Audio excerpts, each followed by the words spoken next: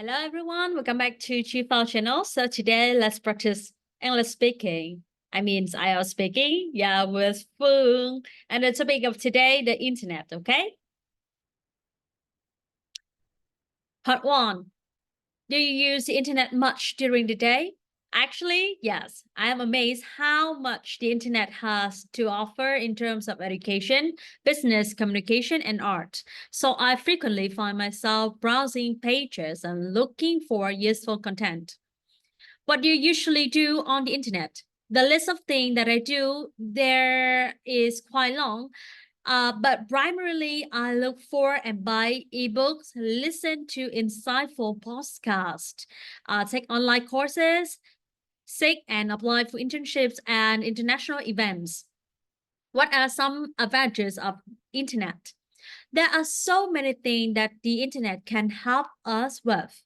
I always strive to use the educational potential of it to the full. For example, with the World Wide Web, one is now able to apply for internships abroad and undertake online interviews via Skype. Do people in your country use the internet a lot? Absolutely. In fact, I think people use it all the time for different purposes. Professionals include digital into their research. Kids use it to learn faster. Teenagers prefer it for communications and games, of course. But two, describe a website that you often use. You should say what type of website it is, how you found it, how you felt about it, what it allow you to do, and why you find it useful. Okay, so if I have to talk about website that I regularly use, I think that it would be Gmail by Google, which is one of the most widespread email service providers out there, as far as I can remember. So I first learned about it when I was in middle school. I had been curious about what the internet had to offer even back then, and a lot of educational sites require an email account for registration and communication. I have been using Gmail for more or less 9 years, and so far, I haven't had a thought to change to another email service as long as Google keeps on innovating, rolling out new features that make work easier and more fun. Google Drive, for example, is one of the best tools because it allows me and my team store, exchange, and grade files in the cloud, especially when working on a project together. I communicate with my colleagues through the web most of the time, and for that, Google Hangouts come in handy. It is a flexible, free, and easy service to conduct personal and professional video and audio calls everywhere, anywhere, using only the internet connection. To sum it all up, Google services in general are perfect for working or studying individuals like me because they are cloud-based, free, easy to use, and quickly employ innovation. Okay, so here come the part 3 of the topic internet. Okay, so what will be the next big development online? Um, I think the upcoming digital breakthrough could be the popular popularization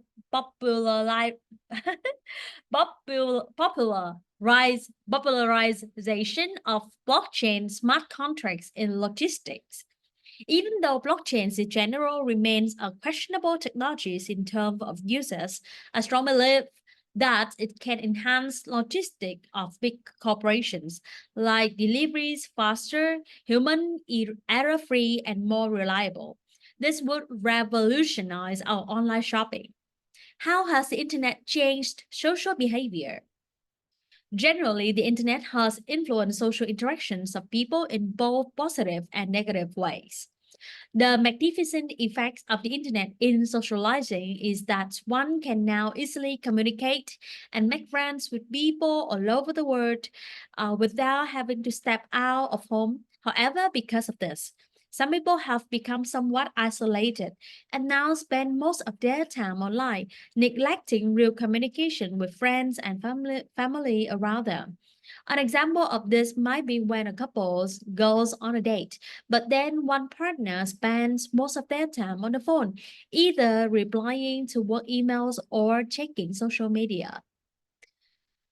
Should companies check job applicants' online profiles? I don't think it is absolutely necessary for companies to check applicants' profile online because not everything stated in their social media is reliable. However, even if it's not necessary, companies increasingly find benefits in reviewing social media accounts of prospective colleagues because one can truly express their personality there.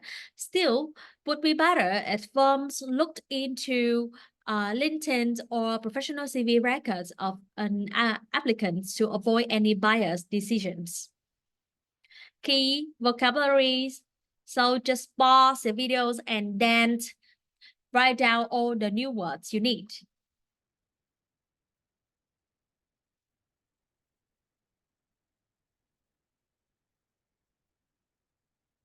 Here's comes collocations and phrases. Okay, so that's it for this. Mm, Okay, so here we come to the next topic, okay? Travel, okay. Part one, do you like to travel? Yes, I do. I am keen on broadening my horizon, and there's nothing that has to do it more comprehensively than traveling. What kind of places have you visited in your life? Sadly, I didn't get to see many destinations inside and outside of my native country. I have traveled a bit in the south of Russia and went to see parts of Switzerland, Italy, France, Ukraine, Serbia, Belarus, and Germany. Which place would you really like to visit and why? I had first thought about this when I was in middle school, much before I first left Russia. I remember seeing Machu Picchu in one of our books about nature and falling in love with it. Since then, I have always wanted to go to Peru and this old ink city. What's the best place you've ever visited? The city that has really astonished me with its beautiful architectures and histories was Paris. This is not only the capital of culture, economics, and education, but also a place full of vivid arts and romance. How did you prefer to travel on long journeys? When it takes a lot of time to get to a destination, I definitely prefer to travel by sleeping train. These are trains with comfortable beds when it's possible to relax and recharge before reaching new places. Part two, describe an interesting journey you have been on. You should say where you went, how you traveled there, who you went with, and explain why were so memorable about the journey. Okay, so one of my favorite trips is the one I did in March to Paris. This is a peculiar things about me. I don't like traveling without a clear purpose. I would rather go to a conference abroad than just fly to another country with no purpose other than wandering streets. So, this is exactly what happened on my journey to France. I was invited to attend a 3-day workshop on corporate mergers and acquisition with BCG that stands for Boston Consulting Group. The hosting company paid all my expenses, including a round flight to Paris. However, I had a hard time receiving a visa, so I had to reschedule initial itineraries. After I finally landed in the French capital, a transfer driver picked me up and drove to a chateau, which turned out to be a beautiful countryside hotel set up in an old mansion. There was not only me, but also 50 other young people, students from the best European universities. The acceptance rate to this annual event is only 4%, so I felt very privileged to be there. I have not only met friends from all over the world, but also solved a real life business case where we had to value and sell a company, presenting a strategy to the management board afterwards. And the best final part of the event was a sightseeing trip around Paris, where I admired the Eiffel Tower, the Notre Dame de Paris, and many other breathtaking cathedrals and, and palaces that France is so famous for. Part 3. Which method of travel do you consider safest? Well, in my opinion, traveling by train it is safest. So far, it has been the means of transportation that is the least prone to accidents. Since it runs along its own railway, it is not very likely for two trains to crash. I reckon most accidents that happen with trains are due to mechanical or technical issues, which could be avoided if the system is checked and monitored properly. Has travel become safer in recent years? Yes, I believe so. The modern technological progress allow for constant improvement of transportation quality, especially because the demand for journeys is rising. This is due to the ability to use enhanced material that can induce higher loads and tougher exploitation conditions. Another breakthrough is that the artificial intelligence solution that make transport more reliable. It is able to predict accidents, crashes, and breakdowns. What are the pros and cons of low-cost air travel? Low-cost air travel allows people with budget constraints to cover long distances in short periods of time. However, when traveling on board of low coaster, one should remember that they trade their comfort for cheap tickets. Usually, meals and package fees are not included into initial price. Plans might be old and seat might not be that comfortable. There's also a possibility of poor customer service on board. Okay, and here are some vocabs. You can pause the video and take note.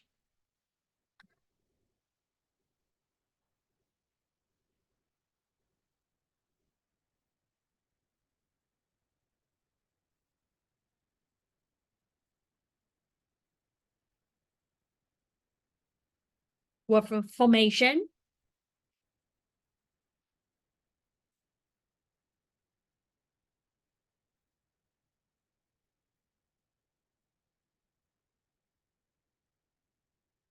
Okay, so that's it for the topic. Okay, shall we move to another?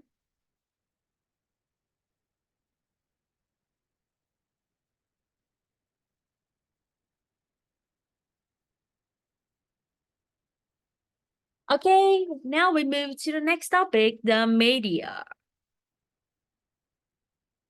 Part one.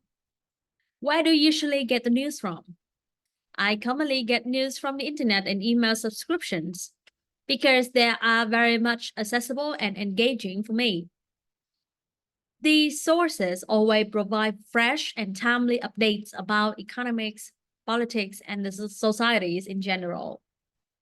Do you read magazines? Which one? Definitely, I do. I love reading about The Economist, which is a business magazine. It includes articles about economics, finance, digital transformation, strategy, and politics, which are very interesting to me. Do you often read newspaper? A lot of people prefer magazines because the cover itself is really quite eye-catching.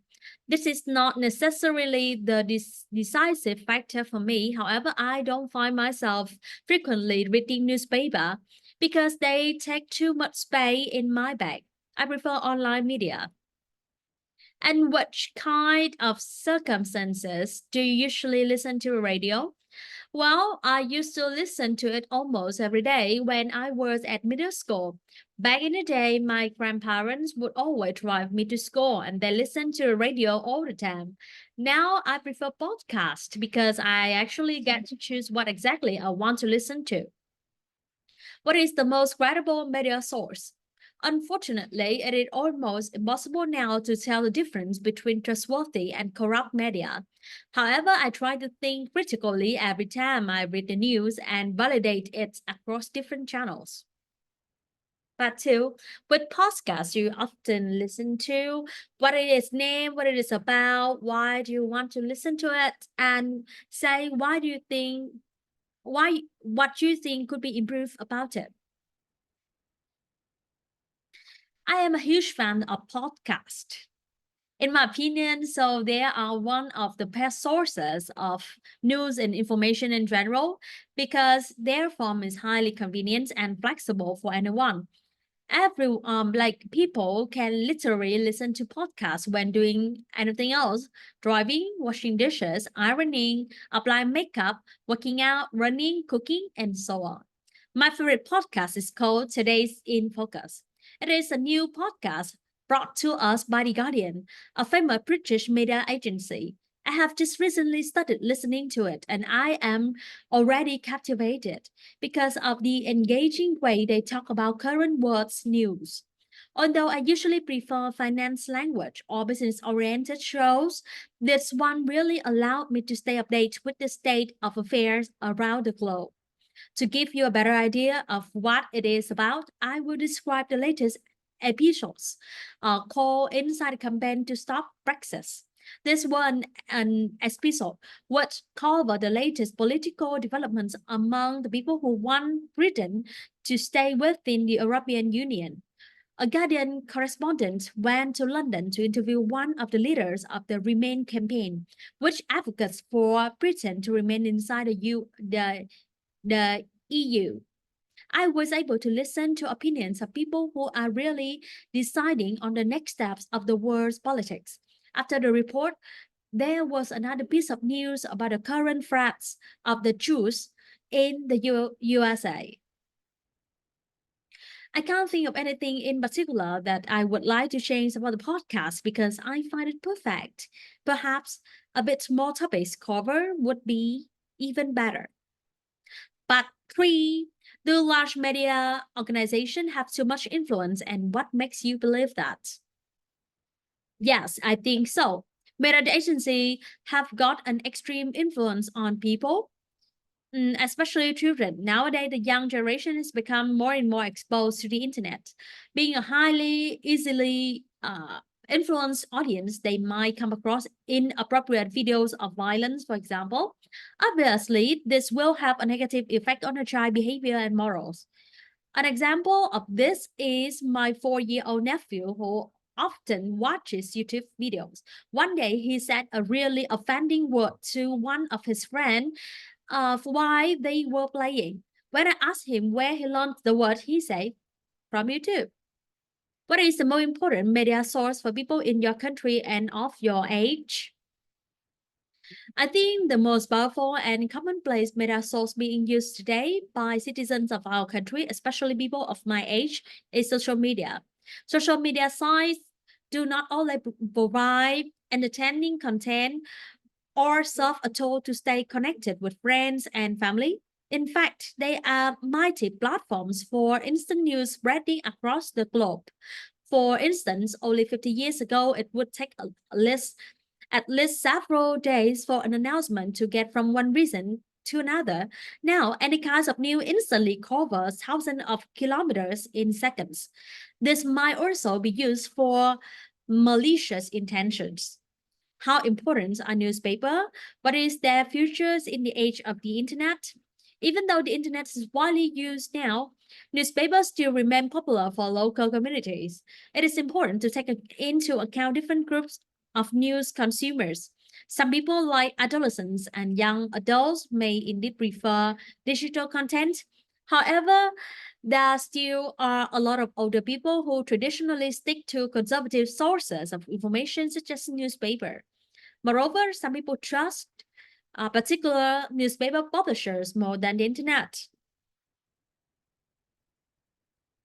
Here are some vocabs for you to study. Anchor man, anchor woman là a person who just sits down in front of cameras and deliver the news to people.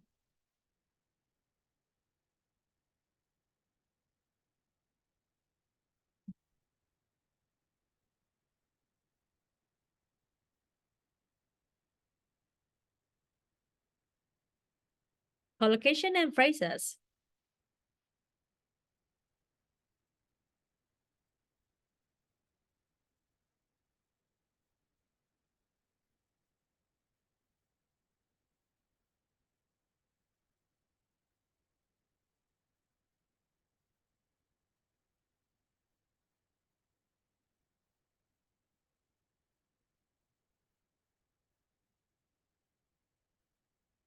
Okay, shall we move to the next topics? Technology. Part 1. Do you use any gadget on a daily basis? Although I don't consider myself an addict, I couldn't properly function without my laptop and smartphone. All in all, we've now experiencing the influence of the computer age that has made it impossible to ignore the cutting edge technologies. How much time do you spend using a computer at work or at home? Daily, I spend roughly 4 to 6 hours working on the computer, either doing my home assignments or project work. However, it comes in handy for other extra hour activities as well, such as watching YouTube, editing my new videos and podcasts, chatting with my friends that take up 2 hours a day. Have you ever bought anything online? Yes, I frequently buy things online. This is mainly because I don't have time to run brick and mortar stores. I appreciate how fast and easy it is to order anything you can think of online. My last purchase, like that was a new set of studio headphones from my boyfriend's birthday. Had internet made your job or study easier? Indeed, thanks to the internet, so my learning has become quicker and smoother.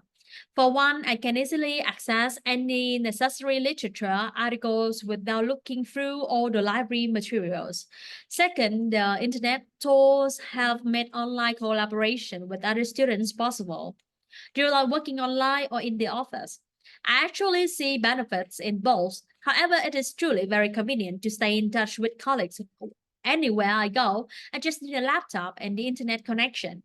This flexibility allowed me to work everywhere, even in the airport or taxi. Part two, talk about some technology that you have started using fairly recently. You should say what it is, what it does, how it makes life better or easier, how it is different to other similar technology, and say whether you think you will be using it in 10 years' time or not and why. Okay, let me talk about a technology that is very familiar to all of us, but still a breakthrough in the past. I bought a bicycle 2 months ago from a shop nearby to my house. This new purchase comes in handy to my weekly routine because I don't have to use a car to commute to work and move around. This bicycle is obviously convenient when going to short distance destinations. There are certain things that have become easier to handle with the purchase of the bicycle. On the one hand, I am able to save money by spending less when it's come to using a car for short distance trips. On the other hand, I started incurring some expenses to enhance the bicycle. All that being said, riding a bike is considered a great form of aerobic exercise which gives your heart and lungs a good workout and protect health from such diseases as high blood pressure, heart problem, obesity, and arthritis. A bicycle essentially is a different form of a vehicle. First, it does not require fueling and therefore have to save the planet by reducing the air pollution. Second, finding a parking areas is no longer a problem because it's small and compact. All in all, taking all the advantages into account, I would rather say that I will still be using a bicycle in 10 years' time as it brings significant benefits. Firstly, I will be able to save more money and protect the nature since the filling and repairing are no longer required. Furthermore, I will be able to live healthy because of constant exercises. Lastly, I will be more flexible when it comes to moving around the city since it will be no longer needed to call and wait for a taxi. Part 3. Do you think people rely too much on technology today? As a matter of fact, I personally believe that technology has a significant impact on our daily lives.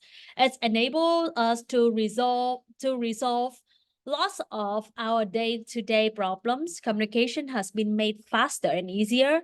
Global information is rapidly spreading around.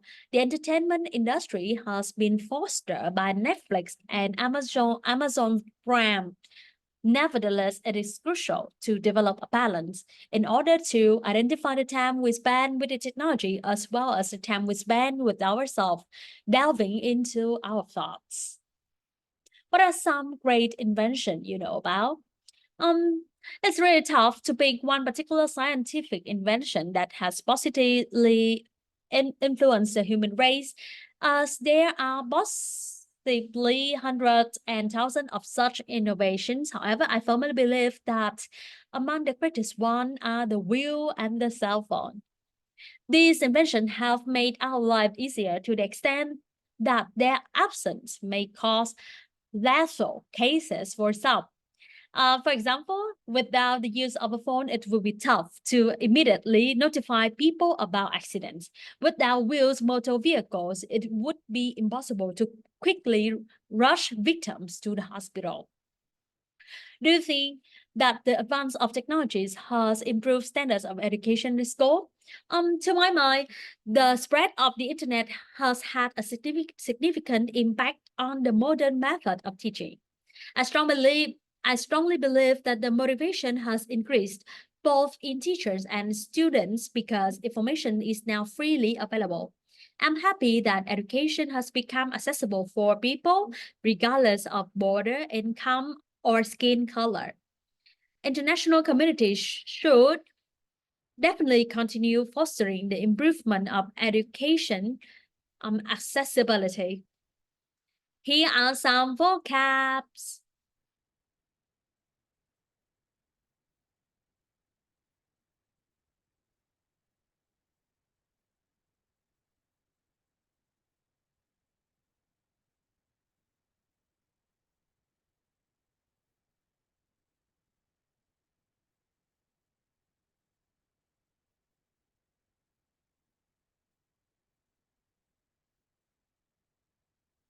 Word formation, collocation, and phrases. Okay, so that's it for this topic. So let's move to another two topics before we finish practicing. All right. So now here we come. The topics. Books. Books. You like books? Do you like this topic? Let's delve into it. Okay. Part one. Do you like reading books? Absolutely. I like reading books and find myself enjoying different genre, genres, such as fantasy, psychology, history, and business. My fascination with reading started when I was still in the primary school. My mom used to read me a lot of stories before bed. What kind of books do you like to read and why?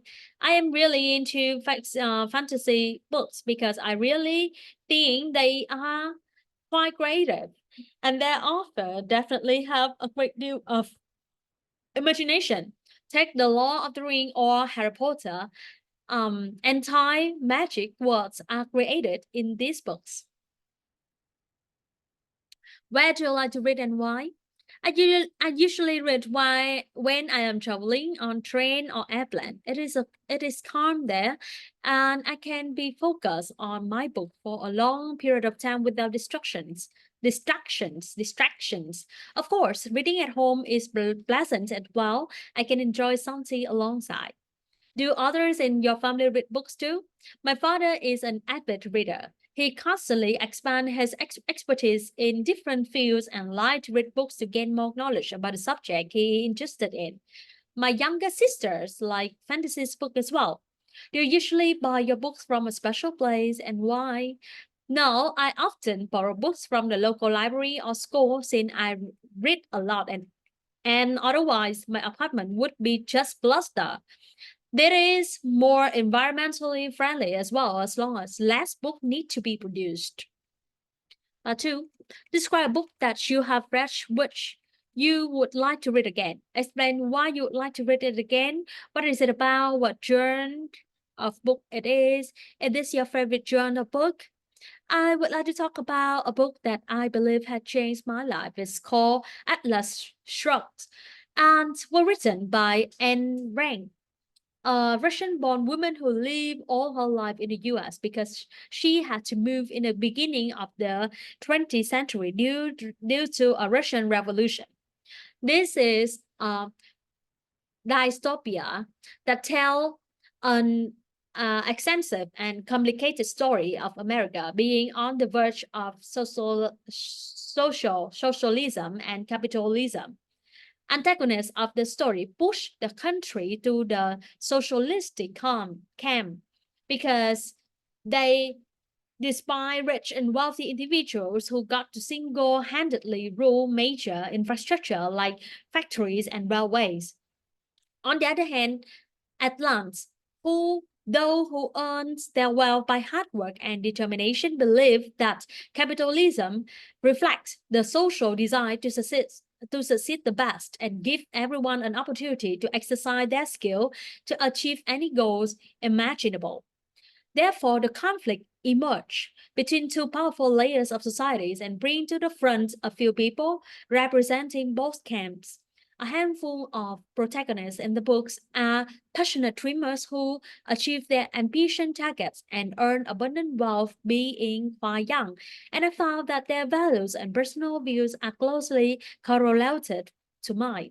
This was the first time in my life when I was reading a book and realized that the thought written there were identical to my own thoughts that I had on the course of my life. Unfortunately, it has been a couple of years since I first read it, and I have forgotten some detail, so it would be extremely interesting for me to refresh them and read it again. Although dystopias can be rather depressing, this one was extremely gripping and kept me captivated until the very end. Properly, this is one of my favorite genres in literature. Part 3. Do children need to learn how to read while they are still young? In my opinion, it's better for children to start reading between 3 and 6 years of age. During this time period, a child brain is flexible, easily absorbing information and adopting new skills. Such practice make the brain stronger from the early years. For example, those who started reading at early as 4 tend to have sharper memory, notice uh, minute detail minute, detail easier, reflect on information with greater degrees of precision, and overall learn faster. Do you think there's a difference between reading habits in the past and the present? Yes, I do believe there's a huge difference. To start with, the main medium of reading has changed. Now we use electronic ink devices, smartphones, and laptops to read books and magazines. Some people do it because of convenience, some because they strive to be eco-friendly. For instance, cutting on a large number of newspaper people used to buy in the past to keep up with the news quickly has allowed to decrease the wood usage for paper production. What is the impact of ebooks on reading habits? In my opinion, so the most significant impact they have had on our reading habits is the opportunity to switch books easily if one does not like the current one. An e-device is capable of storing hundreds of books simultaneously, which make it possible to accommodate to any taste and change book frequently. To illustrate this point, in the past, that would mean to buy or borrow a new book. However, now all is required to push a couple of buttons and start a fresh read. Here are some key vocabs.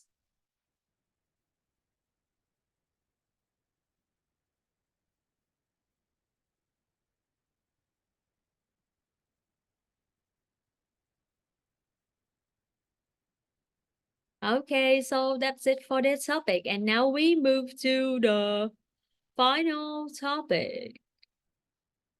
this speaking patisserie. Okay. Hmm.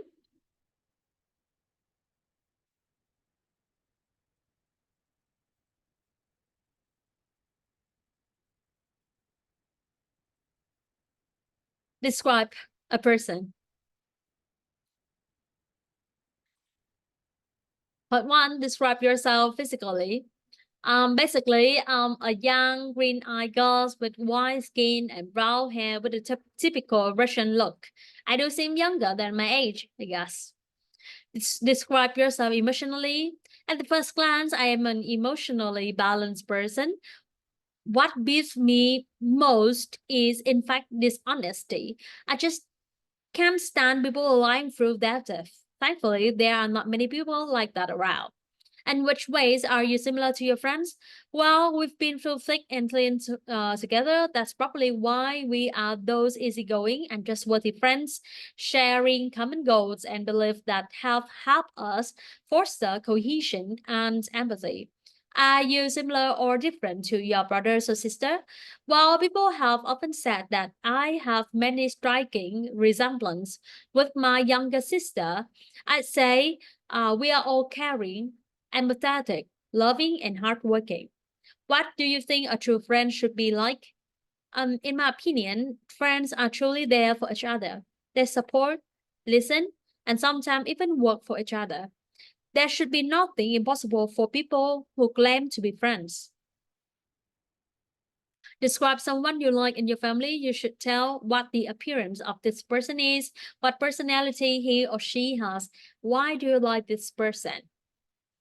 Okay, so we all have our favorite personalities who we respect and love from the bottom of our hearts. Personally, I'm going to talk about my father as he has been a major influence in my life. Physically, he is a good looking man with youthful appearance. While tall, with an average body build and his pointed nose complements his dark hair. He's hardworking and seems to get on well with everybody. Furthermore, he is a truly patient person, especially in dealing with obstacles in our family, although occasionally he may be strict. Undeniably, he is a glass half full person, would inspire me the most no matter how hard a situation we are facing. Lastly, here's my happy Bill with a good sense of humor and self assurance, making me smile despite certain challenges I encounter. Hopefully, I've inherited some of these traits. Definitely, he is the best father in the world, and I do love him for a great number of reasons. To start with, he is my life inspiration, for I have witnessed how he stood still in the midst of the storm for our family. Secondly, he is my role model, seeing he is willing to sacrifice his all happiness for our own sake. So if I was here to choose between my father and what this world could offer, I definitely wouldn't hesitate to pick my dad. Part three. What do you think are the most important qualities for friends to have? Well, I'm quite Uh, I am quite picky on choosing my friends. Personally, I believe they tend to have common interests and possess similar personalities. A great proof of this idea is the saying that goes, "Both with the same feather flock together." Empathy and openness are the first two steps to grow the friendship, and its measures one friend start forgiving each other faults. Moreover, trustworthiness is the core of long-lasting and faithful friendship. No one wants a friend who think might stab them in the back someday, right? What personality type do you think are less likely to suffer from stress and anxiety? Based on my personal experience, I would rather say being an optimist is vital, since stress and anxiety both result from negative thinking. Thus, having a generally positive attitude, one is more likely to live a stress-free life. Moreover, it is crucial to develop resistance and resilience to all the inevitable struggles we face throughout our lifetime. Is attractiveness a quality worthwhile aiming for? Um, I would disagree with this. Although an attractive appearance might give one a head start over others in some way, it's still the inner beauty that really set a person apart. Unfortunately, it seems that many people pay much more attention to how they look than actually needed. It is not rare to see a poor male or female starving themselves to death on a crash diet so that they can lose as much weight as possible. I'm not convinced this can be any good for health or consciousness.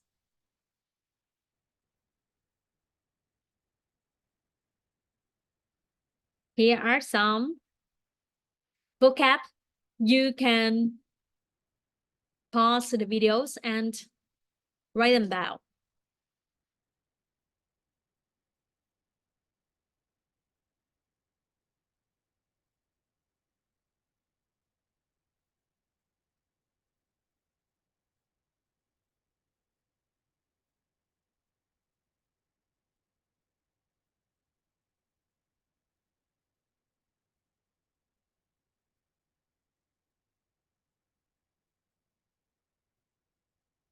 Collocation and phrases.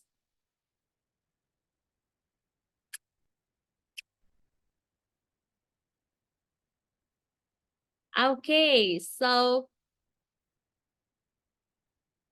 that's it for today. Thanks for your watching till now. And bye bye. See you in the next video.